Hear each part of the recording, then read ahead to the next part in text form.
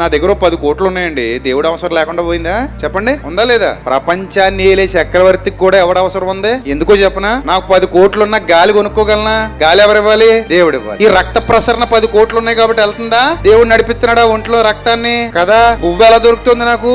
భూమి పండుతుందా? నా 10 కోట్లు పండుతున్నాయా? 10 కోట్లున్నా వర్షం కురకపోతే 100 ఎకరాలు ఉన్నవాడైనా అడుక్కు తినాలి, అవునా కదా? ఇప్పుడు పంట పండాలంటే ఎవరిదయ్యా? వర్షం కురవాలి కదా, విత్తనాలు మొలకెత్తాలి కదా, అప్పుడే కదా 4 మెతుకులు నా నోట్లోకి వెళ్తాయి. కొంతమంది మన వాళ్ళు ఎక్కువ రైలు చెరువులు వేస్తుంటారు, గాల్లో దీపాలి, అయితే కుబేరుడట, లేకపోతే బేకారుడు అయిపోతాడట దెబ్బకి. అలాగా అడుక్కు తింటా పోయిన వాళ్ళు కూడా ఉన్నారని చెప్పాడు మన తమ్ముడు. కొంతమంది అదే రైలు చెరువులు పెట్టుకుని ఏమైపోతారు? అబ్బో కోటీశ్వరులు అయిపోతారు. నువ్వు కోటీశ్వరుడు అయిపో, ఏమైనా అయిపో, దేవుడి సహాయం లేకుండా బతకటం అసాధ్యం. గుర్తుపెట్టుకో.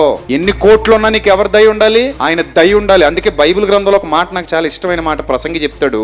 ఆయన సెలవు లేక భోజనము చేసి తృప్తి పొందుట, సంతోషించుట ఎవనికి సాధ్యము అన్నాడు.